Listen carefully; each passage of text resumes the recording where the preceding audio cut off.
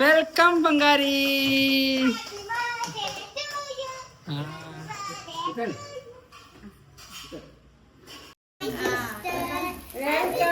ಅಮ್ಮ ಹೋಗಿ ಅಮ್ಮ.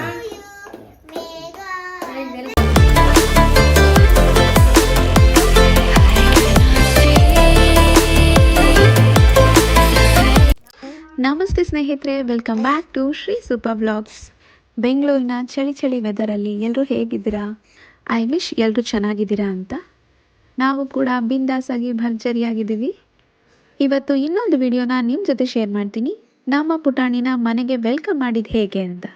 The surprise is by husband. ನಾನಂತೂ ಫುಲ್ ಎಕ್ಸೈಟ್ ಆಗಿದ್ದೆ, ಈ ರೀತಿ ಎಲ್ಲ ನಮಗೆ ವೆಲ್ಕಮ್ ಸಿಗುತ್ತೆ ಅಂತ. But I am really happy. So ಹಾಸ್ಪಿಟಲಿಂದ ಡಿಸ್ಚಾರ್ಜ್ ಆಗಿ ಮನೆ ಕಡೆ ಹೊರಟ್ವಿ. ಹಾಸ್ಪಿಟಲಿಂದ ಆಲ್ಮೋಸ್ಟ್ ನಮ್ಮ ಮನೆ ತುಂಬಾ ಹತ್ತಿರ, ಆಲ್ಮೋಸ್ಟ್ ಒಂದು 7-8 ಮಿನಿಟ್ಸಲ್ಲಿ ರೀಚ್ ಆಗ್ತೀವಿ. ವೆದರ್ ಕೂಡ ತುಂಬ ವೆಲ್ಕಮಿಂಗ್ ಆಗಿತ್ತು. ಚುಟು ಮಳೆ ಬರ್ತಾ ಇತ್ತು.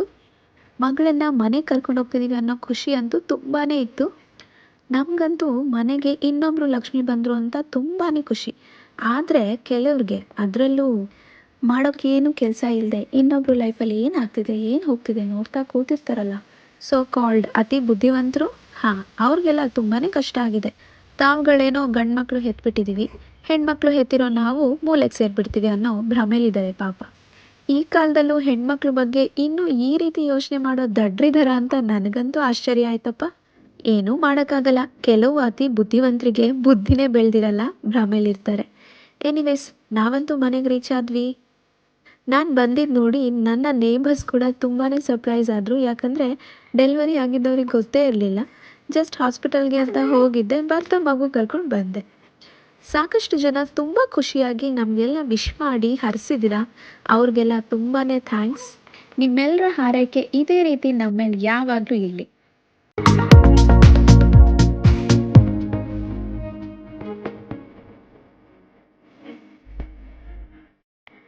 ನಾನು ಸೆಕೆಂಡ್ ಬೇಬಿ ಪ್ರೆಗ್ನೆಂಟ್ ಆದಾಗಿಂದನೂ ಸಿಂಟಮ್ಸಲ್ಲೆಲ್ಲ ನನಗೆ ಗೊತ್ತಾಗ್ತಿತ್ತು ಬೇಬಿ ನನಗೆ ಹೆಣ್ಮಗುನೇ ಹುಟ್ಟುತ್ತೆ ಅಂತ. ಹಸ್ಬೆಂಡ್ ಅಂತೂ ಫುಲ್ ಮೆಂಟಲಿ ಪ್ರಿಪೇರ್ ಮಾಡಿದರು ನನ್ನ, ಯಾವ ಮಗು ಆದರೂ ಖುಷಿಯಾಗಿ ನಾವು ನೋಡ್ಕೋಬೇಕಂತ. ಹಸ್ಬೆಂಡ್ ಮೇಲೆ ನನಗಿದ್ದ ಗೌರವ ಅಂತೂ ಈ ಟೈಮಲ್ಲಿ ಇನ್ನೂ ಜಾಸ್ತಿ ಆಯಿತು ಅಂದರೆ ಸುಳ್ಳಲ್ಲ.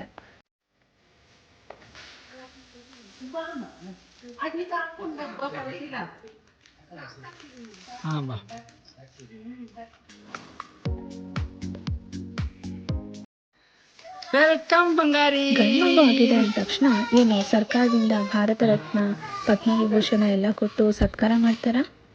ಹೆಣ್ಮಗು ಆಗಿದೆ ಅಂದ ತಕ್ಷಣ ಏನು ಕರೆದ್ಬಿಟ್ಟು ಫೈನ್ ಕಟ್ಟಿಸ್ತಾರ? ಎಂಥ ಮೂರ್ಖ ಜನಗಳು ಇನ್ನೂ ಬದುಕಿದಾರಪ್ಪ ಅನಿಸುತ್ತೆ ನನಗೆ.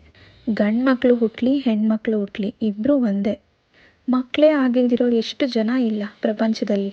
ಅಂಥದ್ರಲ್ಲಿ ದೇವರು ನಮಗೆ ಅಂತ ಇಬ್ಬರು ಮಹಾಲಕ್ಷ್ಮಿಯರನ್ನ ಕರುಣಿಸಿದ್ದಾರೆ. ಈಗ ನಮ್ಮದು ಕಂಪ್ಲೀಟ್ ಫ್ಯಾಮ್ಲಿ. ಖುಷಿ ಇನ್ನೂ ಜಾಸ್ತಿ ಆಗಿದೆ, ಕಮ್ಮಿ ಅಂತೂ ಆಗೋ ಚಾನ್ಸೇ ಇಲ್ಲ. ಎನಿವೇಸ್, ಬನ್ನಿ ದಡ್ರ ಬಗ್ಗೆ ಮಾತಾಡಿ ಟೈಮ್ ಯಾಕೆ ವೇಸ್ಟ್ ಮಾಡೋಣ. ನಮ್ಮ ಮನೆ ಹ್ಯಾಪಿ ಮೂಮೆಂಟ್ಸ್ ಹೇಗಿತ್ತು ನೀವೇ ನೋಡಿ.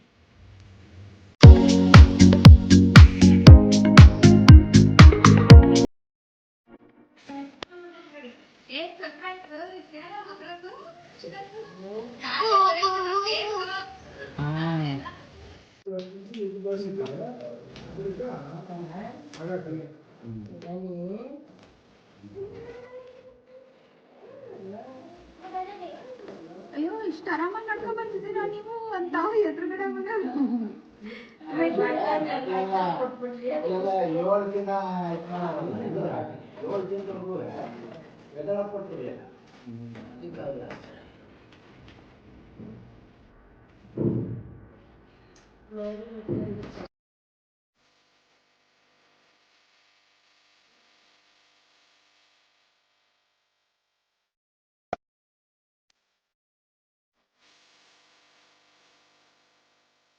ಮನೆಗೆ ಇನ್ನೊಂದು ಪುಟಾಣಿ ಬಂದರು ಅಂತ ಇಬ್ಬರು ಅಜ್ಜಿ ತಾತಗಂತೂ ಫುಲ್ ಖುಷಿ. ನನ್ನ ಮಗಳಿಗಂತೂ ಅಕ್ಕ ಆಗಿದ್ದೀನಿ ಅನ್ನೋ ಡಬಲ್ ಖುಷಿ. ಎಂಥ ಖುಷಿ ವಿಷಯ ಆದರೂ ಕೂಡ ಅದನ್ನು ಸೆಲೆಬ್ರೇಟ್ ಮಾಡೋದು ನನ್ನ ಹಸ್ಬೆಂಡ್ ಅಂತೂ ಮರೆಯಲ್ಲ. ಅವರು ತುಂಬಾ ಬ್ಯುಸಿ ಇದ್ದರು, ಹಾಸ್ಪಿಟಲಲ್ಲಿ ನನ್ನ ಜೊತೆನೂ ಇದ್ದರು. ಅವ್ರದ್ದು ಕೆಲವೊಂದು ಕೆಲಸಗಳೆಲ್ಲ ಇತ್ತು, ಅದನ್ನು ಎಲ್ಲ ಮ್ಯಾನೇಜ್ ಮಾಡಿಕೊಂಡು ನನಗೂ ಒಂದು ಸರ್ಪ್ರೈಸ್ ಕೊಡಬೇಕು ಅಂತ ಈ ರೀತಿ ಕ್ಯೂಟಾಗಿ ಅರೇಂಜ್ ಮಾಡಿದರು. ಅವರು ಈ ರೀತಿ ಎಲ್ಲ ಸರ್ಪ್ರೈಸ್ ಮಾಡಿದ್ದಕ್ಕೆ ಅತ್ತೆ ಮಾವ ಡ್ಯಾಡಿ ಅಮ್ಮ ಎಲ್ಲ ತುಂಬ ಖುಷಿಪಟ್ಟರು. ಇಂಥ ಪುಟ್ಟ ಸೆಲೆಬ್ರೇಷನ್ಗಳೇ ನಮಗೆ ಲೈಫಲ್ಲಿ ಸಾಕಷ್ಟು ಮೆಮರೀಸ್ನ ತಂದು ಕೊಡುತ್ತೆ.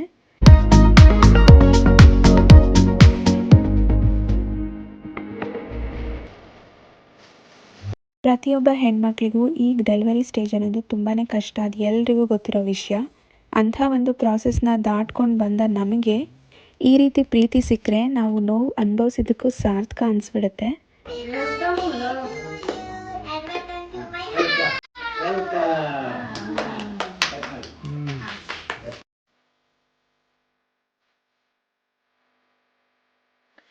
ನಾನು ಆಪ್ರೇಷನ್ ಥಿಯೇಟ್ರ್ ಒಳಗಡೆ ಹೋಗೋವಾಗಲೂ ಪ್ರತಿಯೊಬ್ಬರು ನನಗೆ ಹೇಳಿದ ಒಂದೇ ಮಾತು, ನೀನು ಹುಷಾರಾಗಿ ಬಾ ಆಮೇಲೆ ಮಗು ಅಂತ. ಇನ್ನು ನನ್ನ ಹಸ್ಬೆಂಡ್ ಅಂತೂ ಮೊದಲು ನೀನು ಹುಷಾರಾಗಿ ಬರಬೇಕು ಆಮೇಲೆ ಮಗು, ಧೈರ್ಯ ತಗೋ, ಭಯ ಪಡಬೇಡ ಅಂತೆಲ್ಲ ಹೇಳ್ತಿದ್ರು. ಬಟ್ ನಾನು ಧೈರ್ಯವಾಗೇ ಇದ್ದೆ, ಅವ್ರ ಕಣ್ಣಲ್ಲೇ ತುಂಬ ಭಯ ಕಾಡ್ತಿತ್ತು. ಸೊ ನಾನೇ ಅವರಿಗೆ ಸಮಾಧಾನ ಮಾಡಿ ಆಪ್ರೇಷನ್ ಥಿಯೇಟ್ರ್ ಒಳಗಡೆ ಹೋಗಿದ್ದೆ. ದೇವ್ರ ದಯೆಯಿಂದ ನಾನು ಹುಷಾರಾಗಿ, ನನ್ನ ಪುಟಾಣಿನೂ ಹುಷಾರಾಗಿ ಬಂದ್ವಿ. ಪ್ರೆಗ್ನೆನ್ಸಿಯಿಂದ ಡೆಲಿವರಿ ಡೇವರೆಗೂ, ಡೆಲಿವರಿ ಆದಮೇಲೂ ಕೂಡ ಮಗು ಜೊತೆ ಪ್ರತಿಯೊಂದು ಸ್ಟೇಜಲ್ಲೂ ಕೂಡ ಹೆಣ್ಮಕ್ಳು ಕಷ್ಟಪಡೋದಿದ್ದೇ ಇರುತ್ತೆ. ಮಕ್ಕಳಂದ್ರೇ ದೇವ್ರ ಸಮಾನ. ಮಕ್ಕಳು ಹುಟ್ಟಿದ್ರೆ ಒಳ್ಳೇದು ಹೊರತು ಕೆಟ್ಟದ್ದು ಯಾವತ್ತೂ ಆಗಲ್ಲ. ಹೆಣ್ಮಕ್ಳಾದ ತಕ್ಷಣ ಅಪ್ಪ ಅಮ್ಮ ಇಬ್ಬರು ಮುಳುಗೇ ಹೋಗ್ತಾರೆ ಅನ್ನೋರೆಲ್ಲ ಸ್ವಲ್ಪ ನಿಮ್ಮ ಬುದ್ಧಿನ ಬೆಳೆಸ್ಕೊಳ್ಳಿ. ನಿಮಗೆಲ್ಲ ಗಂಡು ಮಕ್ಕಳಾಯಿತು ಅಂತ ಯಾವ ಅವಾರ್ಡ್ ಸಿಕ್ಕಿದೆ ಸ್ವಲ್ಪ ನನಗೆ ಬಂದು ಹೇಳಿ, ನಾನೊಂದು ವಿಡಿಯೋ ಮಾಡಿ ಎಲ್ರಿಗೂ ಶೇರ್ ಮಾಡ್ತೀನಿ, ಓಕೆನಾ? ಸೊ ವಿವರ್ಸ್, ಇವತ್ತಿನ ವಿಡಿಯೋ ಇಲ್ಲಿಗೆ ಮುಗಿಸ್ತಾ ಇದ್ದೀನಿ. ಲೈಕ್, ಶೇರ್, ಸಬ್ಸ್ಕ್ರೈಬ್ ಮಾಡೋದನ್ನ ಖಂಡಿತ ಮರಿಬೇಡಿ. Thank you so much for watching.